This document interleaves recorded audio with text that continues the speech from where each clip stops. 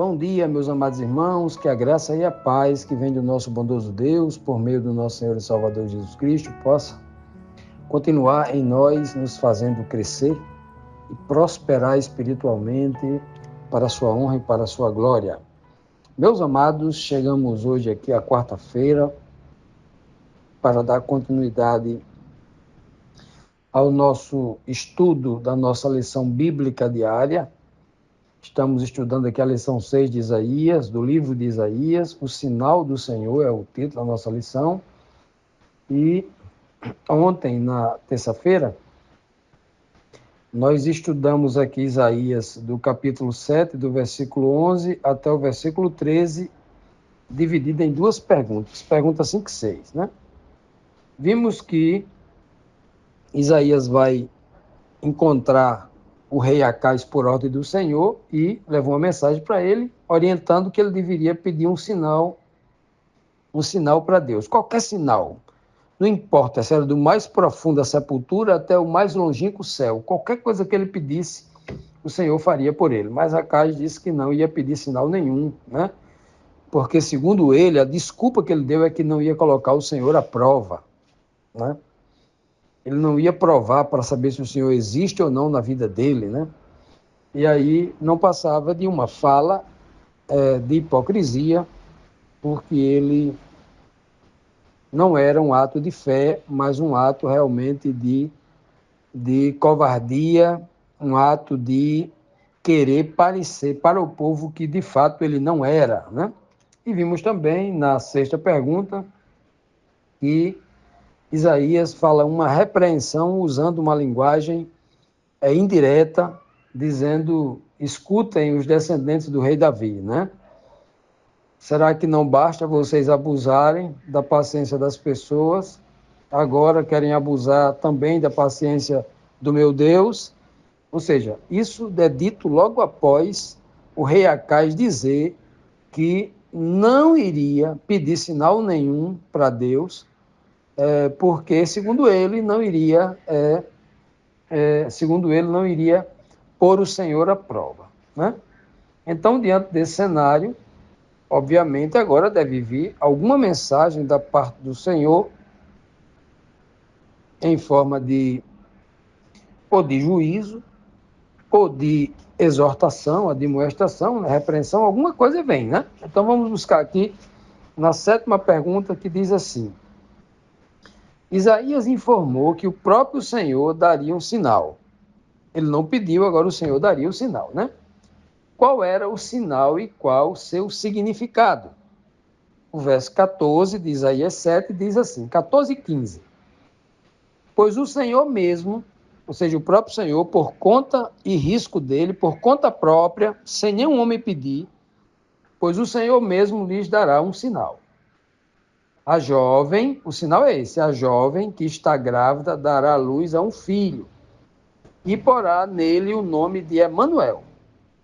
Quando ele chegar à idade de saber escolher entre o bem e rejeitar o mal, o povo estará comendo coalhada e mel. Veja que sinal, né? Sinal impressionante aqui. Veja bem que o texto nos traz uma mensagem impressionante que apontava para o nascimento de Cristo.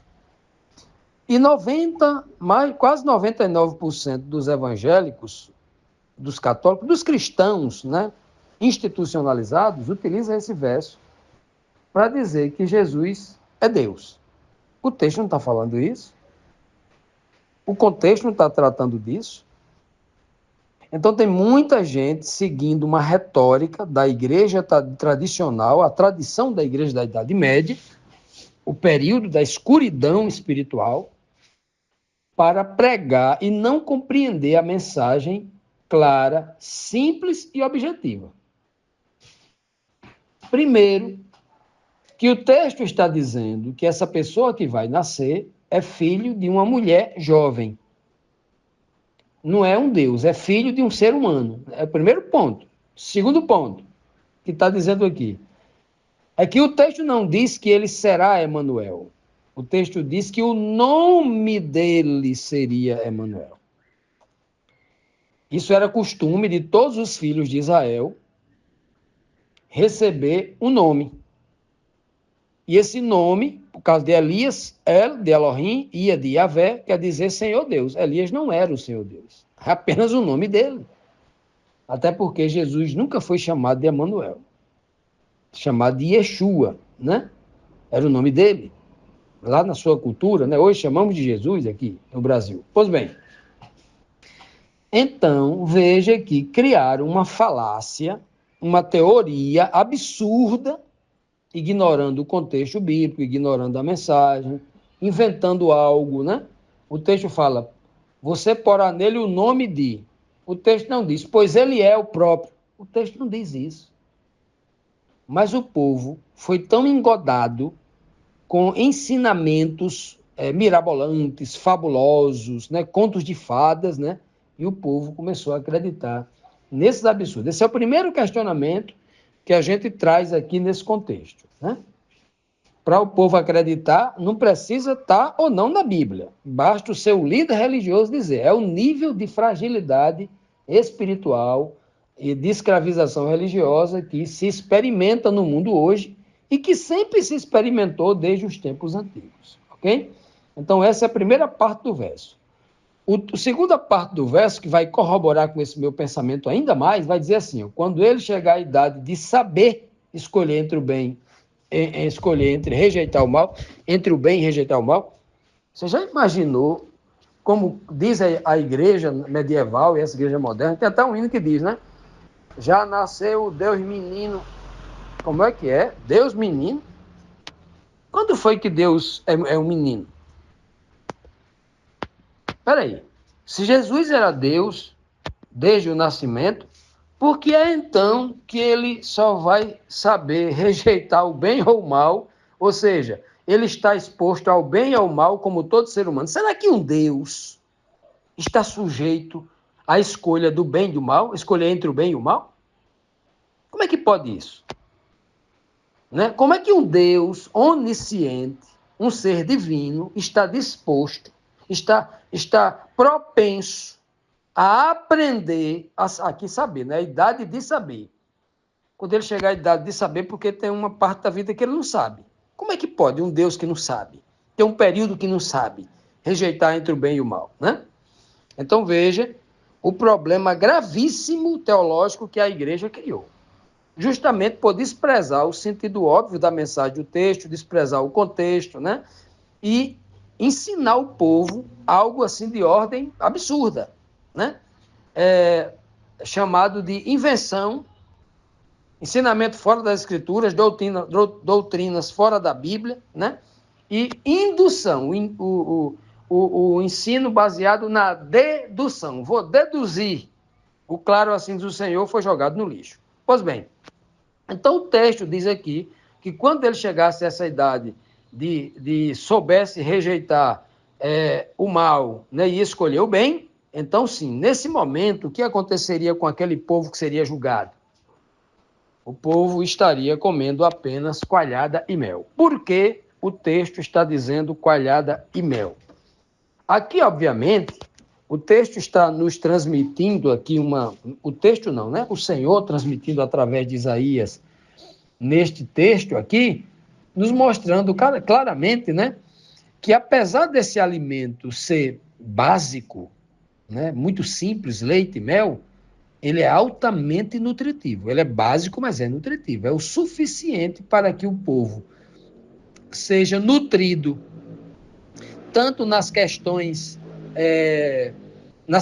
essenciais, como uma criança que toma leite, a básica para se manter vivo, e o mel é um dos alimentos mais ricos em caloria, em sucarose, em açúcar, né?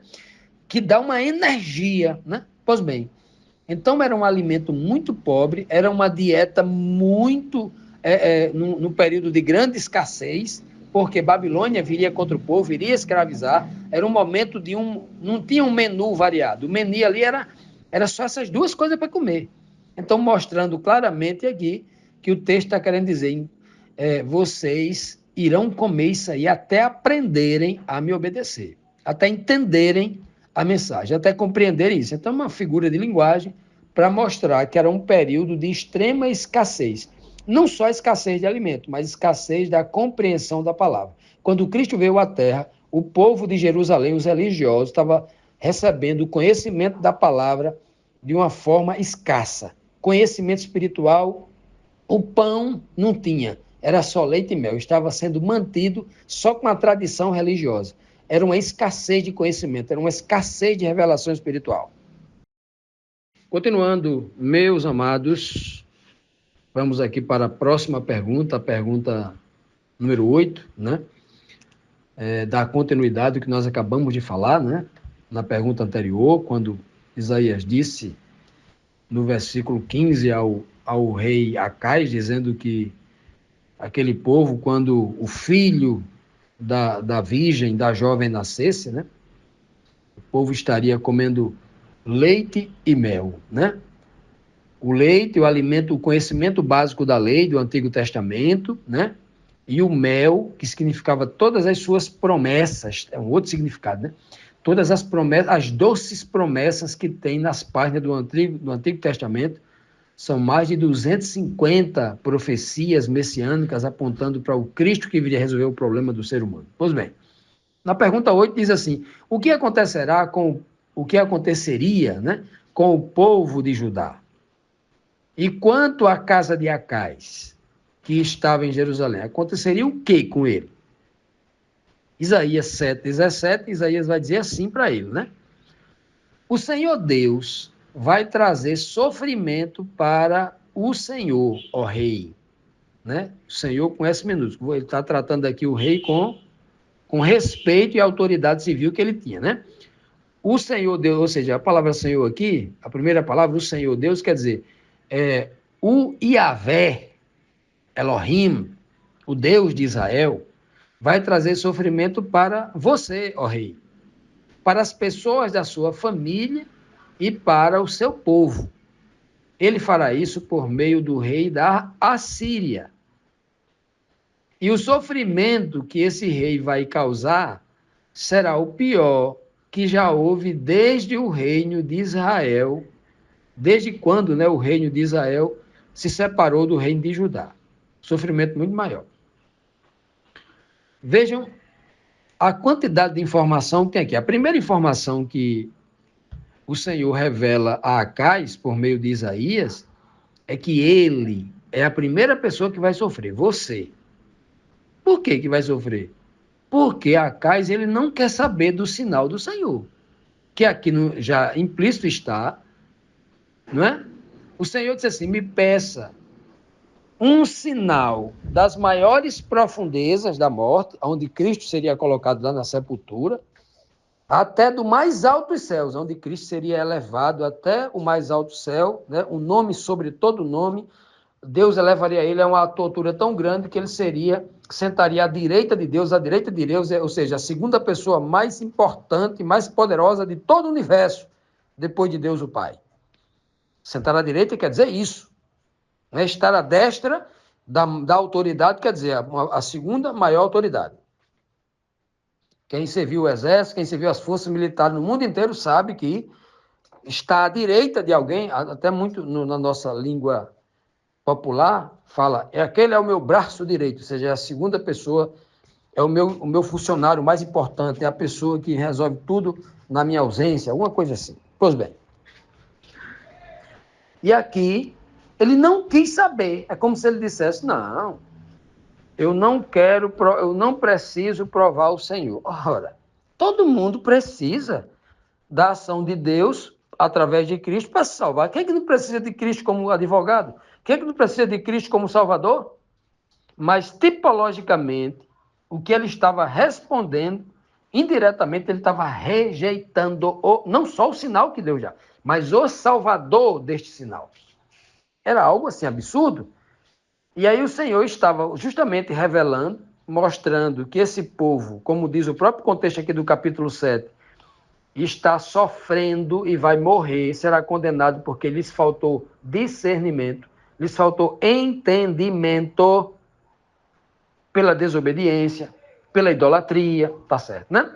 E aqui ele continua dizendo, aqui Isaías, ele diz assim, ó, ele fará isso por meio da Assíria, não é por meio do país Síria. Aqui é outro, aqui é Assíria.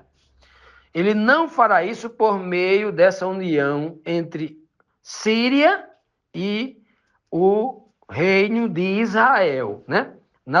A Síria, né? Síria com o seu rei Rezim, filho de Remalias, e, né, com a coalizão junto com Peca, né, rei de Israel lá em Samaria. Não, era outro rei, agora é o rei da Assíria, que viria no tempo certo. E realmente o rei da Assíria vem muito forte, muito pesado, né? Escraviza os filhos de Israel, nas 10 tribos lá em cima, e causa grande tumulto, grande sofrimento ao povo de Judá. E logo depois, anos mais tarde, né? Mais de 100 anos mais tarde, o rei da Babilônia vem, né?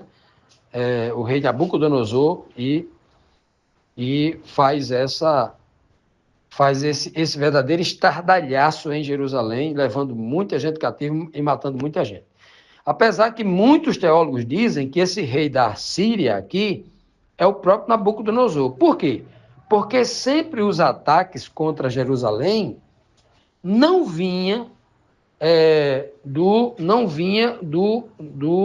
Oriente, não vinha numa linha reta lá do Iraque, onde era a antiga Babilônia, não vinha reta pelo deserto, né? Eles vinham subindo lá por cima, né? Seguindo o rio para ter água com as tropas, e descia pela Síria, tal, pelo Líbano, para atacar Israel pelo norte.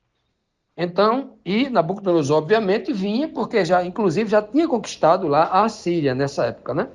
O Império Babilônico era o reino do mundo todo. Então, quando ele chega lá em Jerusalém, ele já chega também como rei da Assíria, né? Na época em que Babilônia se torna um império mundial.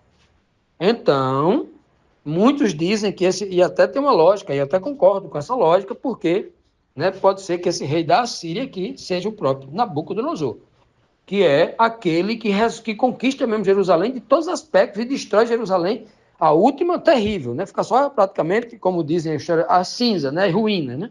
Pois bem. Então o texto vai dizer aqui, diz que esse rei da Síria fará, né? Esse rei da Síria traria sofrimento a todo mundo, não só o rei, mas a todos os filhos do rei, a família do rei, né? E o povo que estava sofrendo, principalmente porque o rei, o líder é fraco, né? Ele diz aqui, né? Ele diz que esse sofrimento que viria sobre Jerusalém seria muito pior de quando dois sofrimentos no coração do povo quando Israel se separou. Quando Judá ficou em Jerusalém e as 10 tribos foram fundar um reino separado de inimigos agora lá em Samaria. Lá em Jerusalém ficou o filho de Salomão, Roboão, no trono como rei, governando Judá, e Jeroboão, um homem que tinha ajudado, uma espécie de chefe, mestre de obra de Salomão na construção do templo, se rebelou, o povo gritou, Jeroboão é nosso rei, criou-se então Jeroboão sendo ali o primeiro rei aclamado desse reino do norte, né?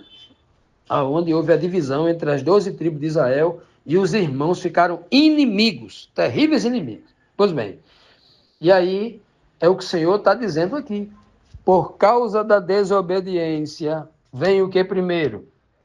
A idolatria, a apostasia, depois vem a divisão.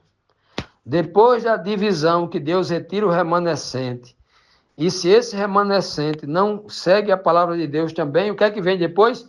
Juízo e destruição. Diante de todas essas informações, nós agora já estamos sabendo como nós devemos proceder.